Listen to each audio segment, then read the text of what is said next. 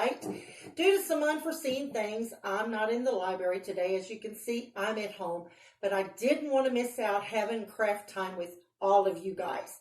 So let's get right into it. So I'm sure that everyone has all their supplies gathered up, super simple. We didn't need a lot on this one because it's just that simple. I like this because I have made a set, and I have a set on top of my fireplace mantle, and I put them out in September, and this is something that you can leave out through Thanksgiving, and it's just really, really cool.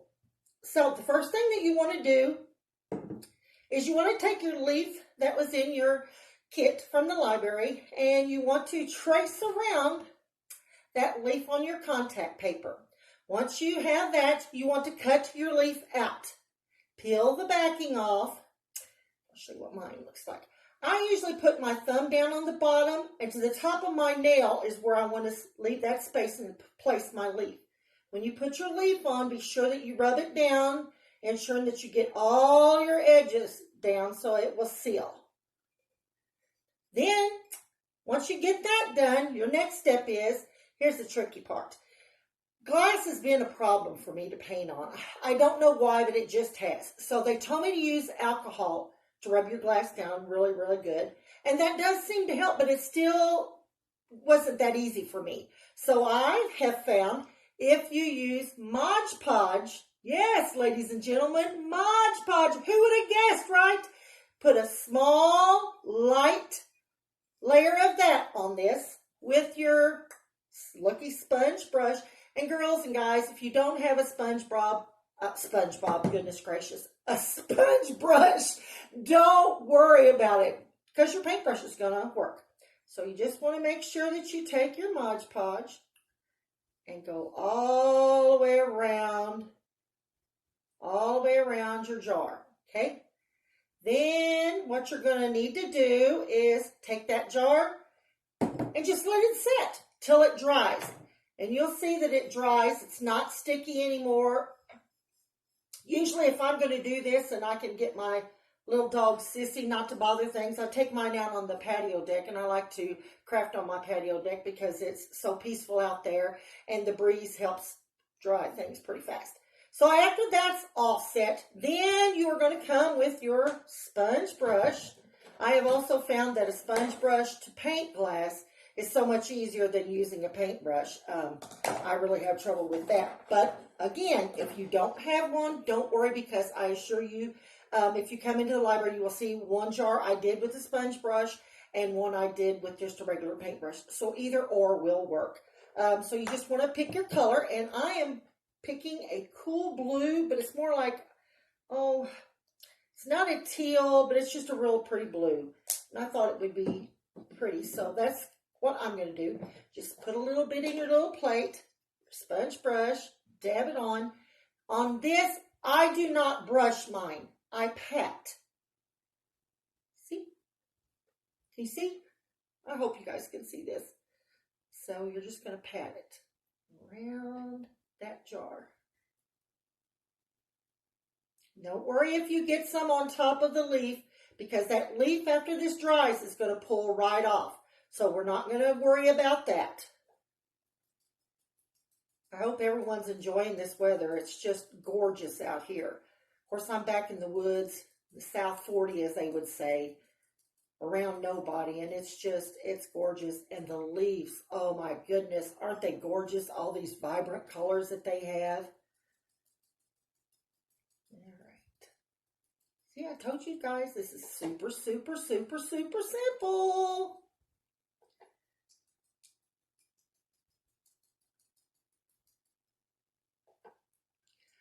Now, when it comes to painting your jar, this is going to be up to you and what you like.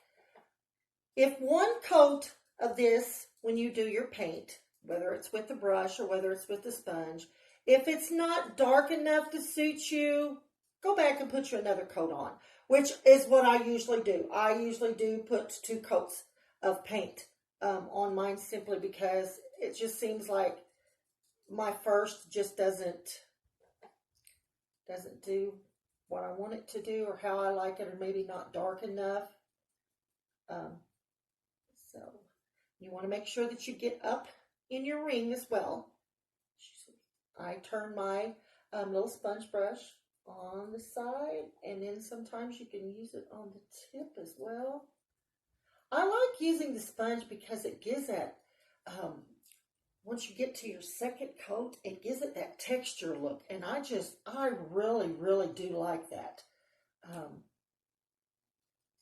But again, guys, do not fret if you don't have one. And hey, if you don't have a sponge brush, I don't know, lots of people have sponges at home, and you know what? That will work too. So, no harm, no foul.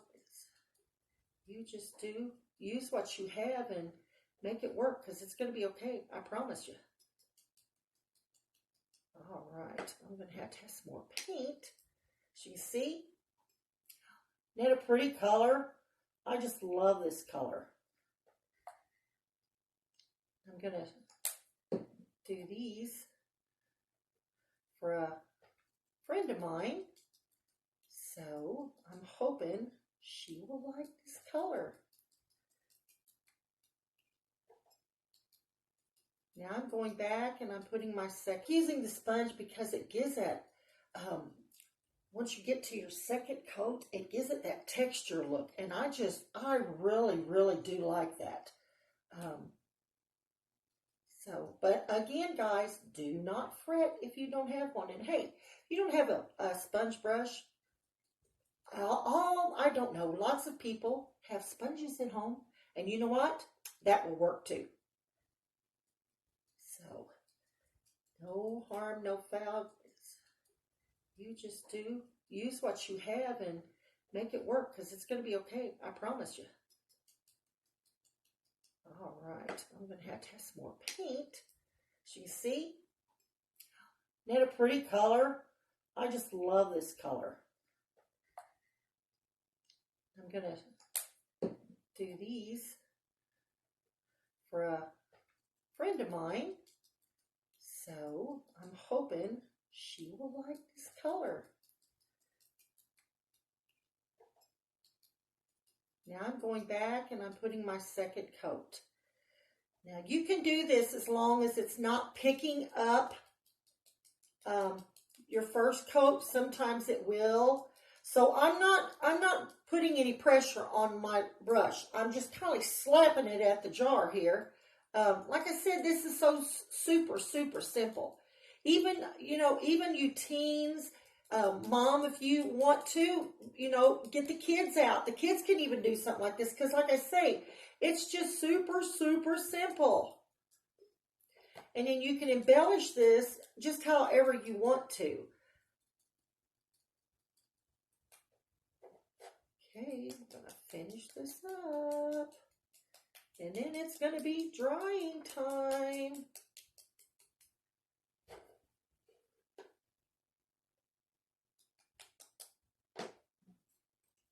Just a little more paint. I really am really liking this color.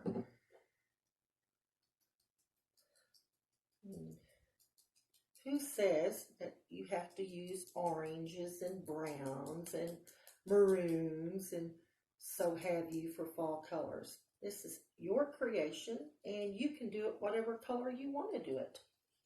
Even if you want to make it black, it's yours. You do it what you want to. And guys, I just had a thought while I was sitting here, because I'm in the other room. I'm working on some Christmas stuff. Can you believe it? Shh, mom's a word. But anyway, if a person wanted to, you can use this same technique, and instead of putting a leaf here, you could cut out a Christmas tree. Yeah. Paint it a different color, and you could have Christmas lanterns as well as your fall. And you know what? I think I may do that as well, because it's so simple. All right, guys, we're going to take a break for a few seconds.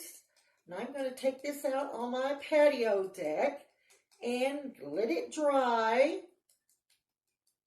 And we will get right back to finishing this up. So don't you go away.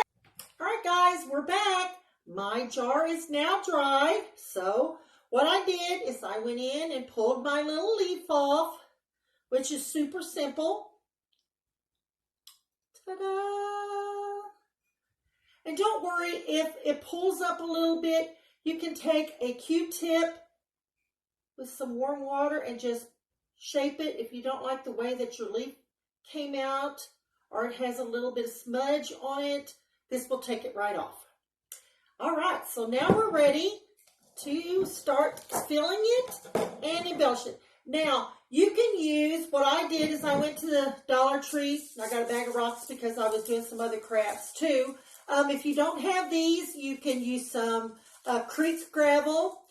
You can use rice if you wanted to, and you can even color the rice in, make it a different color. Fall color would be great. Last year when I did mine, I used birdseed, and that turned out really well as well. So, we'll just start putting some of this in the bottom of our jars.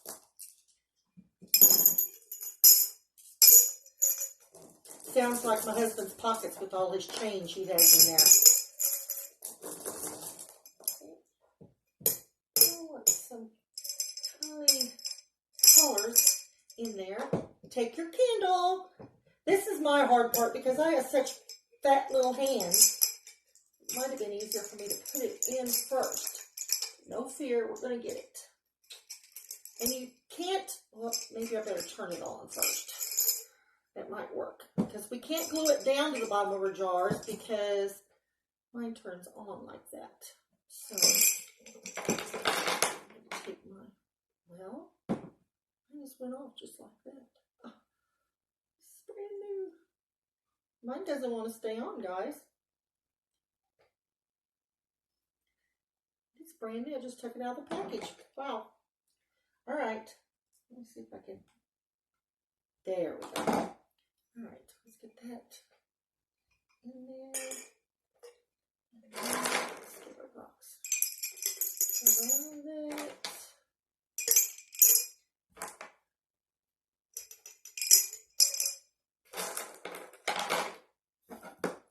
I'm going to take my scissors so I can scoop that candle over and get some rocks in behind it.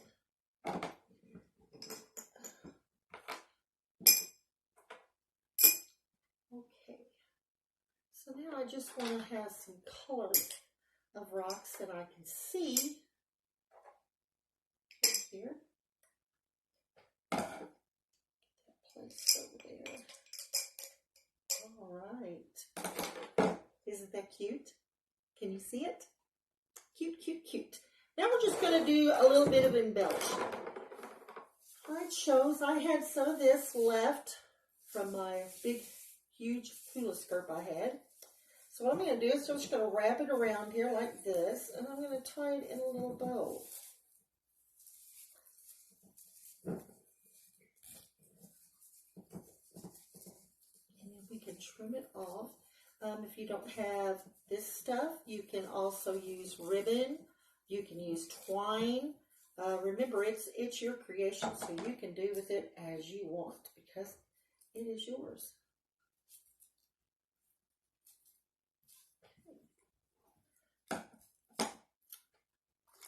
And if you wanted to, you could actually glue a leaf to a stringle of this if you wanted to. I'm not so sure. I think I like mine just the way it is.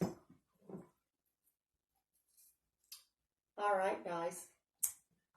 Isn't that cute? And I told you it was simple. Okay, guys, that's it for today. But tune in next month where we take a recycled library book and make something awesome for Thanksgiving. Till next time, happy Halloween, everybody. Bye-bye.